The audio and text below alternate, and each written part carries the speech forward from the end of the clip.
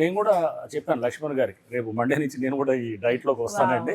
So it's more like ఏమవుతుందంటే carbs cut చేస్తున్నారు, protein పెంచుతున్నారు, అండ్ స్వచ్ఛమైన మన ఏది సాంప్రదాయ ఫుడ్ నెయ్యి అండ్ ఇటువంటి వాటితో ఉంది. అంటే బేసికల్ గా poly unsaturated, mono unsaturated fats contain చేస్తూ, సాచురేటెడ్ దానికి ఇబ్బంది లేదు. బేసికల్ గా అంటే హెల్త్ గురించి వీళ్ళకి పూర్తి ఇది ఉన్నది. అండ్ ఏ ఫుడ్ తీసుకోవాలి, ఏ ఫుడ్ తీసుకోకూడదు, కార్బ్స్ కట్ చేయడం, వెయిట్స్ కూడా చాలా మంది చూస్తున్నాను ఇక్కడ. అంటే చాలా మంది యువకులు కూడా అంటే 20s 30s లో ఉన్న వాళ్ళు, ఎర్లీ 30s లో ఉన్న వాళ్ళు కూడా చాలా మంది వచ్చారు. వాళ్ళందరూ కూడా అమ్మాయిలు PCOD ఇష్యూస్ ఉన్నాయని, లేకపోతే ఇంకా ఇతర హెల్త్ ఇష్యూస్ ఉన్నా కానీ కూడా ఆయన అడ్రస్ చేసుకుంటున్నామని, అండ్ షుగర్ ఉన్నాయని.